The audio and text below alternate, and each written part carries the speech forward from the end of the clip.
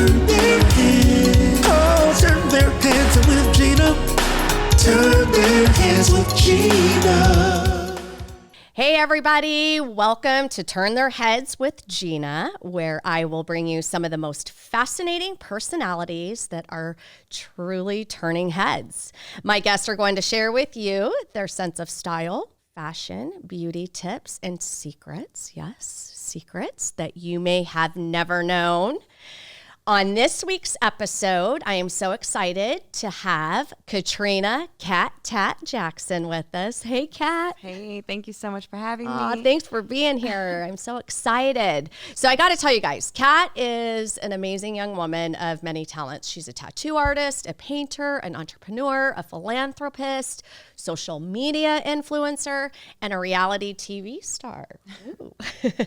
Thank you so much for joining us. Absolutely. I'm excited to be here. Chop it up with you. Well, I got to tell you, you're such an inspiration and you're so beautiful. And I got to know, how old were you when you decided that you wanted to be a tattoo artist? Like, was it something that you always knew or what have you? Or Yeah, so 2019 actually just made my 10-year anniversary as a tattoo artist. So it was towards the end of high school. I was always like the artsy girl in school, carrying around like my big portfolio. And when kids like are around 16, 17, that's when they start to sneak and get their first tattoos. So they would ask me to draw it for them. Like, can you draw my tattoo? So I would draw everybody's tattoos in high school. And then I'm like, you know what? I'm going to start doing tattoos. So I was 17 going on 18 when I had the idea. And then from there, got away from home, went to college, did research online, ordered up a kit. It came to my dorm room, and I started practicing on my friends in 2009 at Mizzou. So That's how it all started. Okay, so you graduated from high school, and you actually went to college. Yes. At the University of Missouri. Yeah. Awesome. So, okay. I took a different career path, but I was going to be a high school math teacher.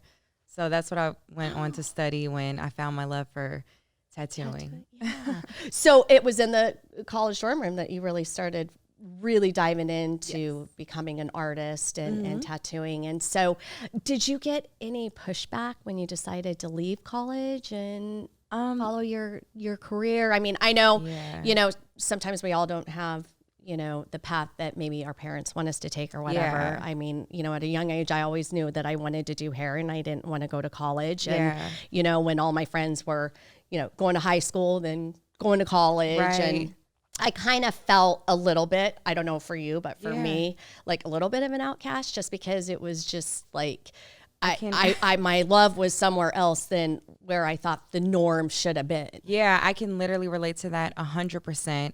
I knew I wanted to tattoo from the first time I did it. And social media, Facebook was big back then. So I was seeing all these other tattoo artists who were so committed, like killing it in Chicago. And here I was at Mizzou, like, can I curse? Like, I was a half-ass student and a half-ass tattoo artist. And I knew I wanted to leave my sophomore year, but I fell in love. And I stayed in school more so for him, I feel like. And he was like, you can do it both. You can get your degree and you could be a tattoo artist. So I really stayed longer than I should have. And I still didn't end up graduating because my senior year, my grades were suffering. I just was not focused on school at all. So my family knew how unhappy I was in school, in my relationship. I'm like, I just want to come home and just tattoo. Like, I just felt so just like an outcast. People are at this huge university about to graduate with these major degrees. And here I am, buku credits off, not anywhere near to graduating on time. My tattoo work is not that good. I'm not a professional. I'm tattooing in my dorm room. So they gave me the green light finally. They knew I was unhappy. And they're like, look, just come home and just we trust in you. So they gave me the green light and I sold all my furniture. I dropped out. I remember I got those signatures from all my teachers. My art professors were like, you go, girl. Like, you do it. And I got on the mega bus and never looked back. I love that. I think that teachers and people outside of your family can be huge mentors. And I got to tell you, because I hated high school myself, and I was a high school dropout. But I will never forget that it was like my school counselor. She knew that I wasn't going to go to college, and she knew that I wanted to do hair. And I'll never forget, it was the first year that they had these area vocational programs in high school that you could actually go to school for a couple classes, and then you could go to like the college and learn something different. And I'll never forget her running down the hall saying, Gina, they just started offering cosmetology school. And it was just like at that moment, you know, it was so cool because it was like somebody that wasn't the norm every day at home, you know, giving me that okay, that past to okay. Yeah, and when you're that young and at that age, like that's really all it takes. All it takes is one person, one influence that can really change your whole path, your whole career. So that's awesome. Okay, so you I just want to know everything about you. So you dropped out, or you left college, and then so what was your, like, you went home, and then what was your day to day? I mean, was that your first? Did you get your first tattoo job, like actually professionally? Yep. Or? So on my breaks home from school, I started working at a shop that was like in the hood, like right around the corner from my house, and it was called Victory Tattoo. And so when I dropped out, they like took me under their wing and let me work there full time. His name was Ian Johnson, was the owner, and he just took me in. I was like an apprentice, but I had such a clientele from just, you know, being like social. So I had clientele. I was working at one shop there. Then I started working at another shop. I was in the grocery store, and I saw this guy who had amazing tattoos, and I'm like, "Where'd you get it done?" He told me where. Started working at two shops at the same time, and then came Nine Mag. Nine Mag was the shop that we got the TV show. So eventually I left both of those other shops to start Nine Mag with this group of other young artists that were killing it in the city. We're like, okay, we're, you know, the most poppin', like urban tattoo artists out here. Let's come together and see what we can do.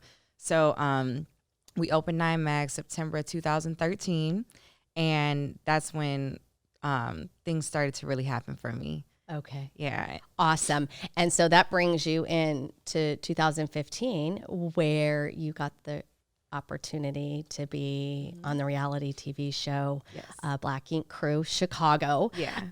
Okay. Life-changing, literally. Okay. You know, I'm sorry. I laugh because what were you excited? Were you hesitant? Because I got to tell you, when I was, before I did Undercover Boss, I had no aspirations to be on TV. Like it wasn't even in my cards. Like I wanted to be a mom, a wife, stay behind the chair, do my client's hair. I was happy and I was content when Undercover Boss came and I had the opportunity to do the show. I didn't want to do it. Right. And I didn't want any part of TV. I didn't want, go find somebody else, go find somebody that, you know, through their whole life and wanting to be TV, it wasn't fair because I don't want any part of it. So did you feel like that, or was it just, you know, did you want to do it? I like leaving school to be a tattoo artist. I wanted to be taken like super, super seriously because I always saw myself as like a businesswoman. You know, I didn't just want to be just another little tattoo artist. You know, I wanted to be like, my mom was in corporate America. She also dropped out of high school, but she's such a businesswoman and she's always just been like such a boss. So when we got the TV opportunity, that was like my opportunity to take my tattoo artist career like corporate. I saw something different in it. I felt like television would solidify me in, you know, a career that some people frown upon, you know? So I was really, really excited. And the way that everything just happened was just like so meant to be. Like we opened the shop September 2013, and a year later, the network discovered us. So we had already formed this family bond where it didn't feel like we were like filming a TV show. It was like, they're coming to film us in our natural elements. So everything was just so, the show was wild, you know, but that's because you got this, it's like the real world of like tattooing, you know? So they got, it was so organic that it didn't feel forced. It didn't feel like, you know, like I'm trying to be like a TV star. You know what I'm saying? Yeah. So it was more so just the exposure. So we got picked up. They came in a year later, 2014, and then they filmed us for a weekend, and then we never heard from them again. We're like, okay, that was cool, I guess. And then like 9 months later, they're like, we get a phone call, like, can you get everybody on a group call? I'm like, okay. They're like, guys, you got a TV show? I'm like, we were screaming, like it was like our moment. So it was fun. that is so awesome. So looking back, okay, so you're on Black Ink through Chicago, and how many series did you do? And Yeah, I did. I stuck it out for 3 seasons. Okay, that's awesome. After the second season, it was a huge roller coaster. Like just being on that show, like I went through so many different stages of life at a young age, like my earlier 20s. So after second season, I felt like things were getting a little out of hand. Like, it was starting to turn a little dark. So that's when I was like, okay, I'm still on the show. I'm still in this contract, but like, I got to get away from here. So I left the shop and then moved to LA. I knew we were going to get a season 3. So I'm like, okay, my storyline for season 3, they're going to have to follow me move to LA because I'm not staying here, and just deteriorating. So season 3 was probably one of the hardest seasons for me. But after that, I had a very, very hard exit, and I just quit cold turkey and opened my own shop and focused on the business and said bye to Black Ink Chicago because, my dreams are bigger than Chicago. Were you glad that you did it? I mean, the show? Yeah, definitely. Yeah. Yep. Yeah. So it was definitely a huge blessing.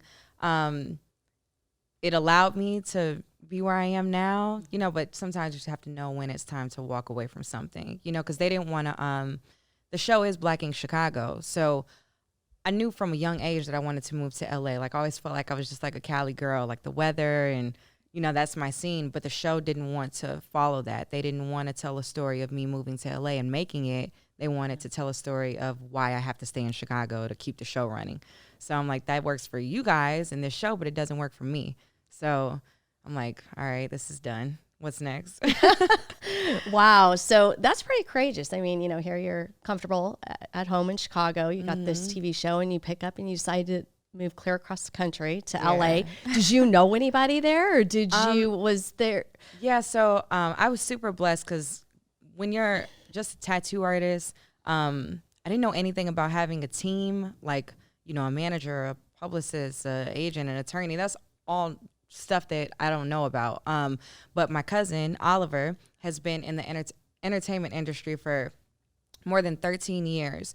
So when I got this opportunity, he knew all about the business side already. He knew that I needed an attorney because my contract was not, for me. Yeah. He knew that I needed a publicist. He knew the muscle that I needed behind it.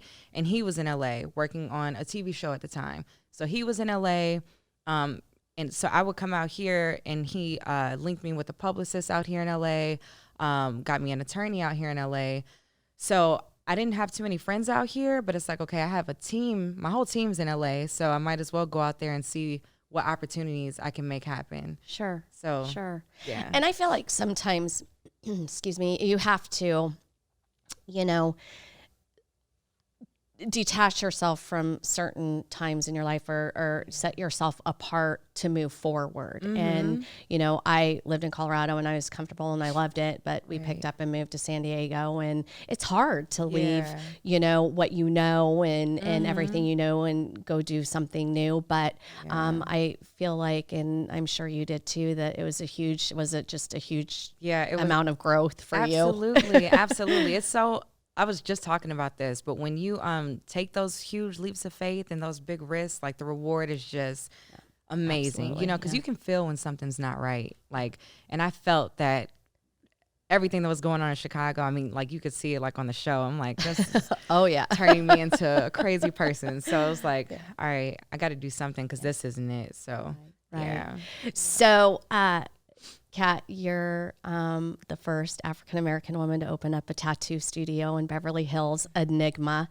I am so stinking proud of you. Thank you. That is so amazing. And did you always know that you always knew that you wanted your own shop? And so when you moved to LA, and how did Enigma come about? I actually didn't always know that I wanted my own shop. It's so crazy. I never really I don't know. I just never really like planned for it. I wasn't like, okay, I'm gonna, be a tattoo artist, get on the show, execute this, and then bam, open up my own shop. But when I first moved here, I felt like I was just kind of running in a hamster circle. Like I was tattooing out my house. I'm like, man, I've been on this national TV show for 3 years, and here I am, full circle, back tattooing in my house. Like this is what it's come to. So I just knew I had to do something. Like when I knew that I was for sure 100% not going back to that show, I'm like, okay, I refuse to walk away from that with nothing to show for it. I'm like, I have this savings, from the past few years. Like I gotta put it towards something. And I'm like, it's time, So I was actually getting my hair done at this place on Pico, and I'm like, asked the hairstylist, I'm like, what area is this? Like this area just seems so like great. So I went and drove all the way down Pico and Robertson, and I found this space and I walked up to it. So it was, for lease. It had these huge tall ceilings, but it was actually like a fire like inside, like it had like burned down. Yeah. But I'm like, this place seems like super, super dope. So yeah, I'm like, this is it. I got on the phone with like realtor and the landlords and everything, and then just made it happen. It happened so fast. Yeah. But that's awesome. Yeah. And then the name of it, so Enigma. Do you know the band Enigma? Yes, I sure do. Some of my favorite songs. Absolutely. Yeah. I love it. So The Principles of Lust is one of me and my mom's favorite songs. Like when I go visit her in North Carolina, we'll go to the casino and we just jam to that song. Yeah. So we're trying to think of a name. I was actually with my mom. I only get to see her like twice a year these days because we're on opposite sides of the country. But she's throwing names out there. We're just brainstorming. And I'm like, Enigma. And she just looked at me and like smiled. And she just gave me a high five. And then I knew that was the name. So then I started like looking up the meaning behind like the song. And it's super, super deep. It like just talks about all kinds of stuff that like, I've been through. And then it was actually composed in 1991, the year that I was born. Wow. So I'm like, okay, that's the name of the shop, Enigma. That is so cool. That is awesome. Well, I can appreciate that. I named my salons after my firstborn son, Phoenix. Absolutely. And it just, like you said, it just kind of, there's something that just hits home and runs deep. And so it's awesome when you can tie the name to your life story. So that's awesome. So I got to ask you, getting back to tattooing, there was a scene on Black Ink Crew Chicago that you were tattooing a burlesque woman on your thigh. Yeah. I've got to ask you, how do you practice all the time on yourself? And how many tattoos do you have? I don't. One of the first tattoos that I did was on my wrist in Chicago. Not in Chicago, in Missouri. I actually did it in the dorm. So I've done a couple small ones on myself. Yeah.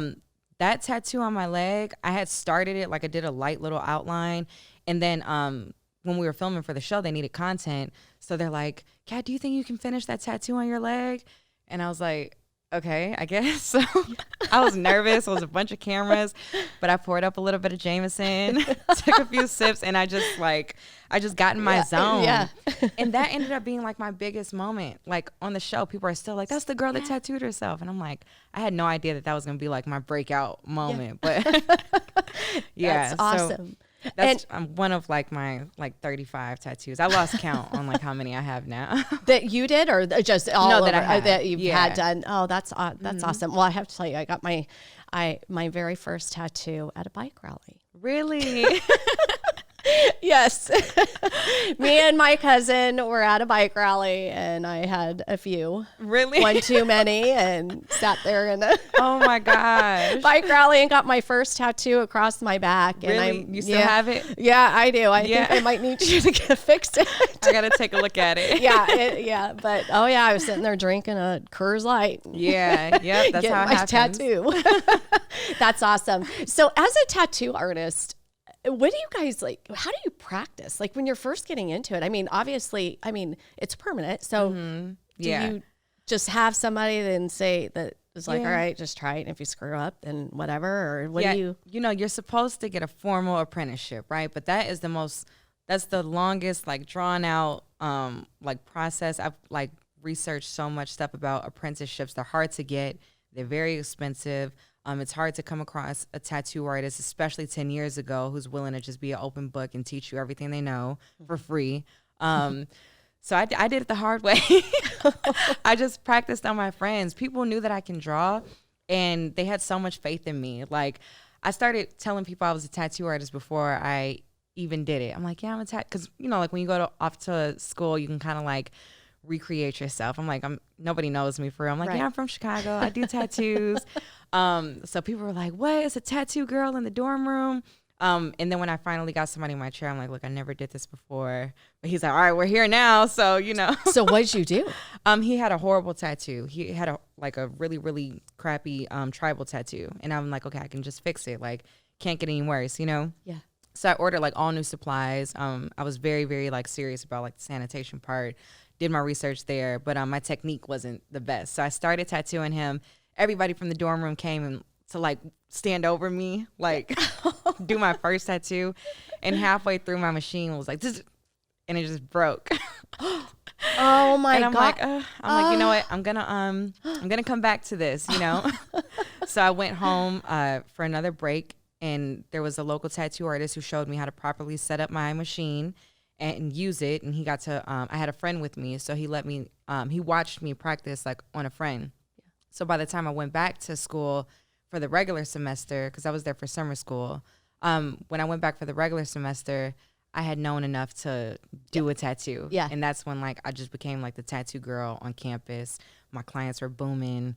Yeah. And I'm like, I want to do this forever. Oh my gosh, that is awesome. Did he like freak out when that machine broke? Like He was cool about it. Okay. He was cool about it. His name was Brandon. Shout out to Brandon, because I fixed it when I got back. I'm like, I'm going to go I'm gonna learn this. And I fixed that tattoo, and it was literally the first tattoo that I put on Facebook in my portfolio. It's a super dark tribal tattoo that I had went over. And then from there, I just started putting stuff in my Facebook tattoo portfolio, and all the athletes would hit me up to get tattooed, all the Greeks, everybody. Like, it was crazy. I had like I had more clientele than the local shops, literally. That is so awesome. That is so awesome. So you got to tell, I mean, if you can, who are some of the celebrities that you've gotten to do? And Well, I've tattooed. I tattooed a lot of athletes. I tattooed Idris Elba. I tattooed him the top of last year. Faith Evans, Von Miller. He's a Super Bowl champ. Who else? A lot of rappers. King Louis, Young M.A. I can't really, I'm like drawing a blank. yeah, no, but that's awesome. So Jason Rivera. yes, I gotta tell you, my husband Jason Rivera got an incredible tattoo that Kat did. It's actually my logo of me, but Your it's beautiful beautiful, face. and everybody loves that tattoo. I mean, even I'm coming in glad. this morning to the studio, he was like, "Oh man, who did that tattoo?" So she did an amazing job on my husband. Yes. So do you get like super nervous, like with more, you know, certain celebrities than others? I mean, or are you pretty composed? I mean, I love to do hair, and I know what I know, and I'm good at what I do, but I'm not going to lie, if somebody, you know, walked in and sat down, you know, you do get a little bit more nervous. Yeah, I'm not gonna lie. I do like get a little nervous, and it's always just that like, you know, why do they want me factor? Like, how did they find me? How did they even hear about me? You know, but I try to I think I hold it together pretty well. I'm nervous, but I don't think they can tell, because I don't want to make them nervous. Right. So, yeah. So I got to ask, everybody probably wants to know, what is probably your craziest tattoo that you've ever been asked to do? And have you ever had to has somebody came in with this like crazy ass idea and you're like, no, I just can't do that? Or there's the craziest. The only thing that I will like turn down is like crazy cover-ups if it's something that I'm like not capable of. But the craziest tattoo that I've done, it was actually in my earlier days, back when I was like 18 in college, and the 5-star chick had come out, and he wanted 5 stars like right above his, you know, area, not on it, but like right like in that lower like area. And I was just so like anxious to tattoo then. Like I'm doing anything. So I did 5. Yeah. I guess it was supposed to be like 5-star, you know. okay. Wow. You asked. No. I know. I love it. Oh man. All right. Now I can like turn down stuff like that. Like if Yeah. it's just like super corny, like tacky stuff like that, I'm like, no thanks. So you I can still pick and choose now. Yeah. give people guidance when they Yeah. come in with a Absolutely. dumb idea. Yes. That's awesome. So, you're a TV reality star, you're an artist, you're a painter. Like I said, you're a businesswoman. I mean, what would you, what be your advice to the youth that want to get into tattooing, or, maybe they're stuck in a college or not happy or what have you to pursue their dreams? And what Right. advice would you have for them? I think in any field, not just tattooing too, but if you have like a passion, something that you're really, really passionate about, I think for one, make sure it's lucrative. I made sure tattooing was very and my parents saw that too. Like I was making money. I was not the broke college student because I was making money tattooing. So I'm like, look, I can make this a career, So they saw that, and that's why they believed in it. But I think make it make sense. Study your craft, put 100% to it, and then just follow your dreams. Take that leap of faith, be smart about it, have a business plan. And I think if you stay true to what you feel is really your calling, then you're just going to continuously be rewarded for it. Flourish. Yep, absolutely. Mm-hmm. So what do you see in the future for Enigma? This past year has just been a huge learning experience. It's been my first year of really, really having to be like a businesswoman, and really handle business and take care of, all the bills and, keep, now I'm accounting for other artists. It's not just myself anymore. So that's been a learning experience in itself, and I'm still learning. But I definitely want to expand. I want to open up more shops. Okay. I'm already like West. In a perfect world, I'm looking to potentially open up a shop in Vegas. Oh, Yes. So that's what Awesome. Oh, my right my on. next dream is. I'm still trying to put everything together and make sure that that's the next thing. But I definitely want to expand Enigma, maybe bring one back to Chicago eventually. And and in a perfect world, I would like a TV show, again, to document where I'm at now.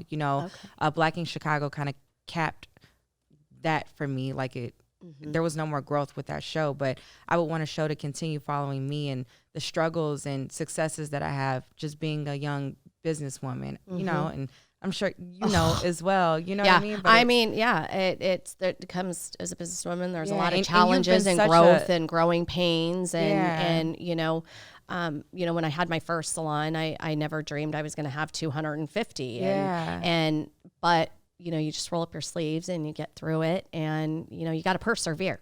Right. Yeah. And that's, I need the advice from you. You've been such an inspiration to me literally since I've met you, and like I said, like Enigma, this has been my first shop, and I just want to learn, how to really make it grow. I don't want to fumble, the opportunity that's in front of me. So I'm just trying to just be a sponge and absorb the knowledge and just keep learning, keep growing.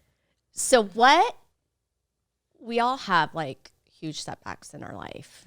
But during the time you think, oh my God, why is this happening? How am I going to get through this? How am I going to ever get out of this? Whatever. But then you find yourself a couple years later and it really catapulted you forward. Yes. What would you say, was there that one huge setback in your life that you thought you were done? Like for me, unfortunately, I lost my mother 10 years ago to cancer, and it was so hard for me because we were so close. She was very hands-on in my very first salon. She helped me design my very first salon, and so it was hard on me. And I was really at a time in my life where it took just the wind out of my sails so much that I really just didn't want to even get out of bed. Like I just really didn't have that aspiration to, go back and open more shops. And, I lost all my energy. Right. And so, but, through her words of, get up. Yeah. You know, there's a lot of life to live, and you can't do this. And you know, is when I rolled up my sleeves, and then I really began to move forward. So, Right. would you say that you had something big in your life that? Yeah, I don't. Well, definitely. Nothing like that tragic has happened. I'm so sorry for your loss too. But I think my biggest setback would have been probably just when I walked away from the show. It was a really hard time. Like, we were all really close, myself and all the castmates, and like the friendships there were just completely ruined. I felt like I was kind of like pushed out a little bit. And then, so being pushed out of that, and just knowing that this TV opportunity is over for me, because I was miserable, like literally just like miserable there. And it was a really hard time. My exit wasn't easy, you know, like I went through a bunch of stuff just walking away from that. And then that's when I just like moved here, but I was like in and out, like, sorry, I feel like I'm rambling a little bit, but being pushed away from that was really hard. And then I went through a breakup right before I opened the shop. So it was just a lot going on like at once, where I'm like, I have to just put this energy into something. And that's just when I just made the choice to just open up the shop. And things, it was like night and day. Like, it went from bad stuff. And then once I just made that decision to just like not be sad anymore and put this towards something that I can call my own, even if this is all I have. If it fails, it fails. But once I made that decision, that's when like the blessings started coming, and I started to become more happy and started to be rewarded more, you know, because I was broke when I first like moved here, you know what I mean? So that moment, just being pushed out of a tattoo shop that I helped build, a TV show that I helped make a hit, losing my friends, my best friends who we started the show together, having a heartbreak, you know, in a relationship. It was just like, all right, F all of this business, like, you know, and then, there you are. So that was my moment, I guess. Yeah. Well, that's amazing. So how are you doing? I mean, I bet everybody's beating down the door to get a tattoo. Well, actually, December is always a little slow month for everybody. I feel like, so now with the new year, things are like picking back up. But I'm doing good. The shop is growing. We have 8 artists in there now. When we first started, it was just like 3 of us. So it's been growing. Business is good. We're still open. I feel like I'm set in this city. Like, I remember before I opened the shop, and when I was here, like I said, like, I just remember, like, I can't wait until I feel like I live in this city where like I can go out to eat and like eat different restaurants and buy myself something nice, you know, like I was living here, but I wasn't living. I was just struggling to pay bills. So now finally I'm living, like, okay, I can, you know, enjoy all the restaurants in LA. I can, you know, like do fun stuff. So now I'm at a comfortable place, and I just I don't want to get stagnant. I'm ready for the next thing, you know, in all aspects of life, and love and business and everything. So that's awesome. This year I want to just manifest, you know,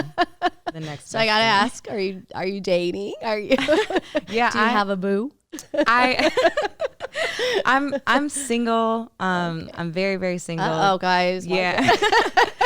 Yeah, I feel like I've been through enough to know. Well, I'm still figuring it out. You don't ever like get it 100% figured out, but I'm maturing a little bit and like learning more on what I really want. So I don't know. We'll see what happens in 2020. Well, I can tell you, you might have a line out the door when you go to work today. I doubt it. So does like everybody want to come work with you at Enigma? I mean, do you have to turn away artists? Every artist in there has pretty much like been hand selected. Yeah. So how do you do that? Like, do they have to like audition with you? No, I knew which artists like I wanted, because again, that was another hard thing. Like I said, okay, why would anybody want to come? I'm not on TV anymore. So what will make these artists that I look up to, why would they want to come, you know, work here? But I knew I had a list of them. And I just sent them emails. I just wrote them an email like, hey, you know, my name's Kat. This is what I'm trying to do. I think we should, you know, and I asked them to like go to lunch or coffee. And I just sat down and, you know, just showed them like my vision. and they were like for it. Most of them were like, except for like maybe like 2, you know, who had their other plans, which was fine. But they were for it and they believed in it. And, you know, we formed a team and it's just been a dream come true. So, all right. So that's so awesome. That is great. Well, you have over 1 million followers on Instagram.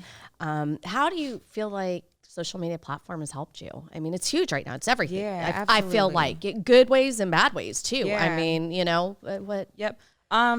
There's definitely a lot of good and a lot of bad with social media, but it's helped me since day one, even before Instagram, like with Facebook was my platform. That's back when it was real college oriented. And just putting my portfolio there and then having Instagram and putting my portfolio there. And then after TV, it's like, oh, she's more than a tattoo artist. She's a personality. So you can put out more of myself. And then it's just exposure. And then all of a sudden, like brand deals, like I work with Fashion Nova, you know, and they, you know, it's just like social media has been a huge blessing in terms of business. So I try to just keep it as a business tool. But the negative side of it, like you can get really consumed in social media. And I try to like not do that, you know, but Oh, it could be tons of comparison and just constantly everybody's life looks amazing on there. So I try to keep a balance of it, you know, post what I have to post, you know, go like a few pictures and then like stay off of it because it can just be like a black hole that you just fall into. Sure. Absolutely. I mean, it can be what you want it to be. But I'm a big firm believer, you know, of posting your work. Yeah, you know, absolutely. You have to. You have to. So people love visuals and they can see and they can follow you. And I got to tell you, I mean, you're fun to follow. So thank keep it you. up. So are you. You're so interesting. I love it. Okay. So I have 2 fun segments that I'm going to be doing with you, called Behind the Chair. And as a stylist, I have learned, I got to tell you, some crazy ass stories from my clients. You know, they just feel like you're their therapist and they would just come in and they would just tell me all kinds of stuff. And I was just like, some of it I was like, oh, don't tell me that. So like I had a client one time that came in and she was dating this guy, right? And I'm cutting her hair and she was middle-aged and, you know, a professional. And she said, yeah, she goes, I met this guy and we are just, man, we just really go together. We just really fit. And I'm like, well, that's cool. And, you know, I'm thinking like emotionally, like a good fit, like a soulmate. Well, she was talking about fitting the right fit in the wrong places. I don't want to mention. Right. And she literally was describing to me with her hands how they fit together sexually. Oh my gosh. I wanted to die. I thought, who can do that? I mean, okay, look, I'm flattered that you feel like you can tell me, you know, details about your sex life. Yeah, that's a bit much. It's like, yeah, oh my gosh. Is there any crazy stories or anything or that, you know? I've had a ton. I mean, literally, it's an uncomfortable position to be in, but it's like, what can you do? You know, it's like, okay, I'm flattered that you trust in me, but like, hey, now. I've had a lot of crazy things happen. I was tattooing one of my professional athlete clients. He's a football player. And he comes in and he's just telling me, about like his girl problems, you know? So I'm just listening like, okay, cool, you know? And he's like, yeah, but you know, I'm done with her and, you know, just whatever. I'm like, okay, cool. He's like, man, and he's like texting like while I'm like doing it. He's like, do you mind if like, you know, like this girl comes up here? I'm like, no, I don't mind. Like, that's fine. So I'm doing the tattoo. This girl comes and they get into like this heated argument, like while I'm tattooing, right? And she just starts crying like hysterically. And I'm like, this is so uncomfortable. I'm like, you guys need a minute, you know? And yeah, like, I mean, I was literally just like stuck, like, okay, let me just focus on this tattoo and I'm not even here right now. So whose side were you on? I stayed completely out of it. Like I literally but stayed in your like, head. Who was a crazy one? No. It It was likely him. I'm sure she had a reason, but Yeah. you See, know. in my head, I would have been keeping score. She would have said something. I'd be like, oh, Yeah. one for her. I'm and then like- he would say something. Oh, one for I don't know. They were pretty like quiet about it, but like it was that was just uncomfortable. I'm like, yeah. okay. Yeah. Yeah. Oh, I hear you, girl. I've had clients that have, you know, I do a husband and a wife and then another husband and a wife, and I do all their kids, and I've had them divorce and then marry each other, and the kids are all jacked up and, you know, because they don't know. Yeah, Oh, crazy, man. Sheesh. crazy. Yeah, we see some crazy things in the service industry. Yeah. Wow. Oh man. But you know, it makes it fun, and I love it. And you know, in Yeah. all seriousness, I mean, you do feel flattered that, you know, Yeah. you feel like you're a safe zone for Yep. people to trust you. And I was thinking about it too, like it with what we do, it gives us the opportunity to get to know people Yeah. on a different level. Absolutely. You know what I mean? So I think that's what's dope about it. People are always gonna remember you know, for just being there, listening to them, giving them, you know, fly hair or a fly tattoo. So it's dope. Yeah, At the end of we the get day. to make them feel good. That's for sure, right? Yeah. All right. So my next segment is BFF. Now I know that that stands for Best Friends Forever, which I feel like you're one of my BFFs. Yes. But my BFF stands for Beauty Tips, Fashion, and Fun Fit. So go. Tell me some of your favorite beauty tips. Okay, so beauty, I'm like really trying to figure out this skincare thing. I've been dealing with some serious adult acne. I had it when I was a teenager, but now like the past few months, my face has just been going bonkers. So I've been trying out all different products and nothing seems to work. But what I've just switched to, which has worked like in a week and cleared up my skin like tremendously, was Kiehl's face wash. I've been using their face wash. My go-to product though that I love is vitamin C. So I used, actually what I did, I dried my face out with Neutrogena oil-free acne wash. I just used it in the areas that my skin was breaking out, and it completely got rid of like most of the acne, but it dried it out. So that's when I switched to Kiehl's to kind of like heal and repair.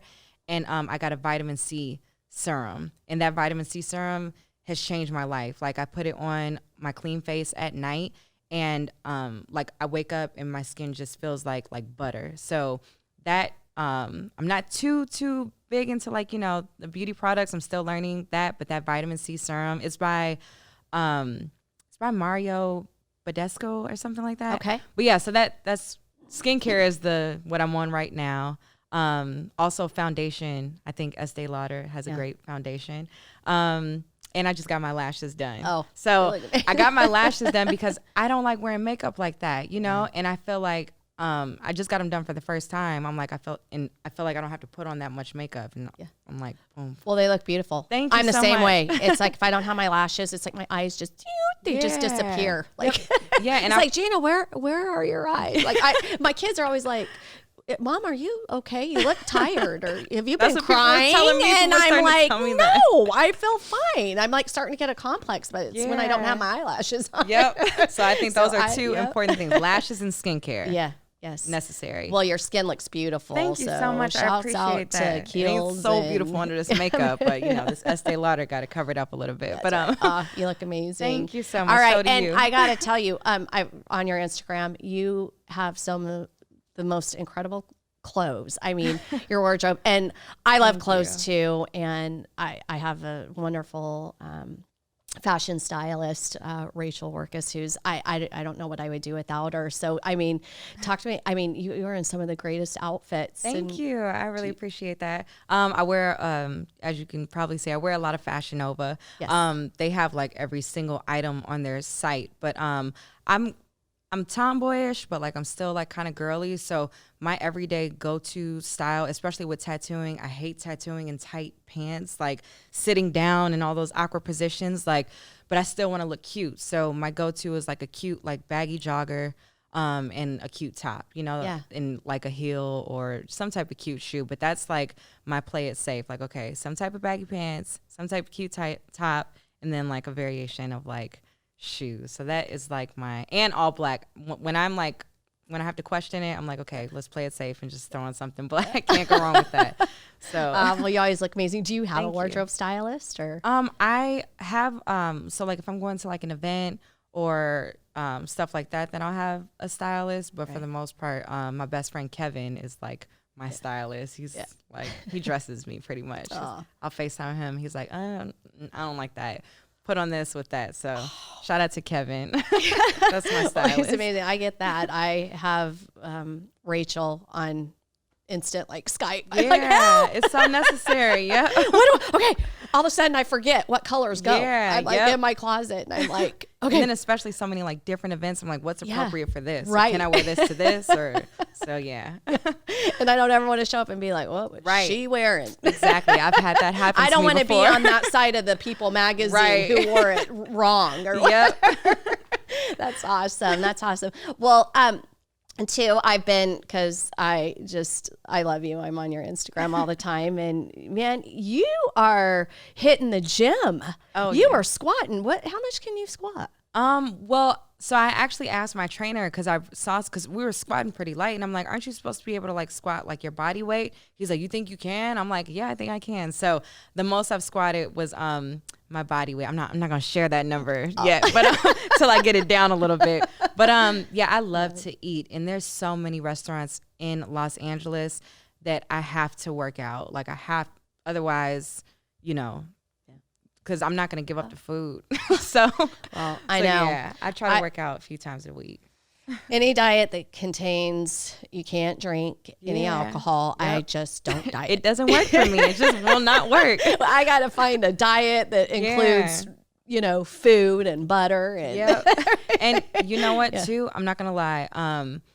It's a lot of pressure in Los Angeles. All these women have perfectly done bodies. And that pressure, I've never been curvy. I've always just been kind of like pretty straight up and down. I almost gave in to like pressure, right? I had one of these plastic surgeons reach out to me and offer me a free consultation for the BBL, the stuff that all the girls are getting, Yes. So I went in for it, and like he told me, like, yeah, I'll take the fat from here, here, here, here, here. This will be like this, and this will be like this, and you'll be perfect. And I left. I don't know if you remember the TLC video, I'm Pretty. Yes. At the end where Chili like runs out of the office and like just, but that's how I felt. I'm like, no, like, so they're like, yeah, you got 3 months, to decide if you're going to go through with it, and I decided not to go through with it. I'm like, I always said that I wasn't going to, change my body. So that's when I like made the commitment, like, okay, I'm going to build, like a butt. So that's why I tell my trainer, like, I want to do heavy lifting. Like I want to do squats, so I can build a little shape. And over time, I've been working out with him for like a year now. Like my shape has changed. Like I have like a little bit of a curve now. So that's why I'm trying to do the heavy, because you got to build it, So, yeah. Well, you look amazing. Thank you. But can I have that doctor's number? I got you, girl. He's amazing too. That's why I'm like, if I'm gonna do it, I'm like, if I'm gonna do it, I'm gonna go to him. Take a little fat from here. No, and not at all. Actually, they just need to take a whole lot of fat out. Girl, like you look don't amazing. Don't put it too. anywhere else. I don't need any help anywhere. You look amazing. No, that's awesome. So I got to ask you, and I'm sure everybody wants to know, what is the one thing that you do every single day that is just, like for me, I do not roll out of bed until I read my devotion in the morning. And just because I just don't feel like, I can just get going. I just have to get me personally, my spiritual food, right, to be able to give me the strength for the day.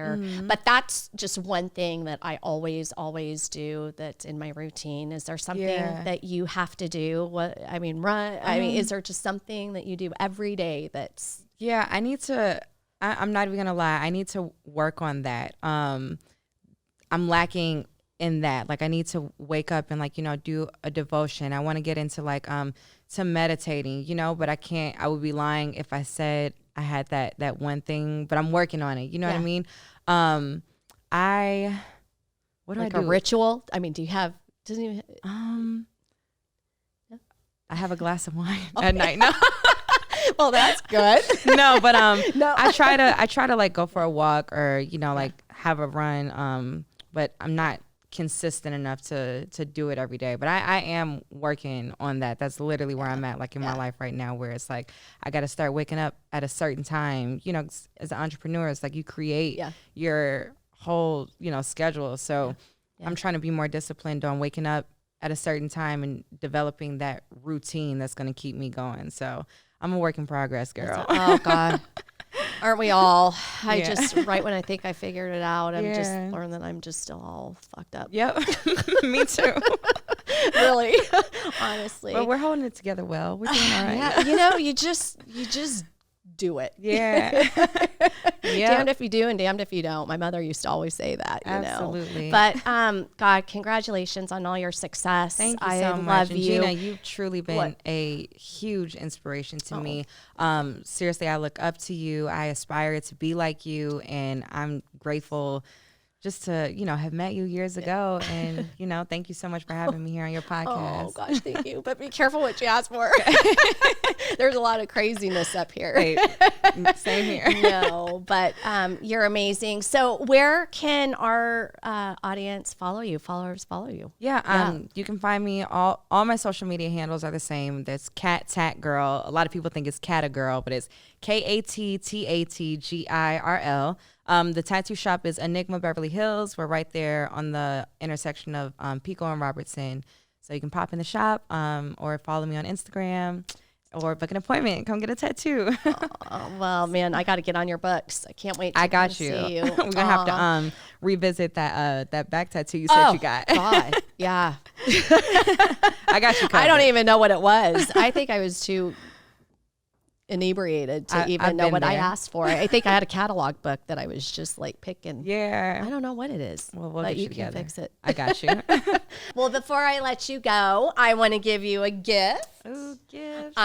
You are getting the famous Gina my hoodie. gosh, thank you. This is the limited camo version, so yes, you're thank pretty you special. so much. I love camo. I remember when Phoenix brought out the all black one at the Gina Education Experience last year in Vegas. And I didn't get to get one then, so thank you so much. Oh, I gotta tell you, my son Phoenix, he's your biggest fan. He's he amazing. Adores you. He's a Adores you. star. So does Priest. Oh, all right. Thank well, you so thank much. you, Kat, for coming Absolutely. and getting so candid with us. You are such a boss babe. Thank you. Likewise. Keep being you. Stay blessed. And I can't wait to see what is in store for you. All right. Thank you guys so much for joining us today with Turn Their Heads with Gina. If you like this episode, please subscribe and share. Have a blessed day.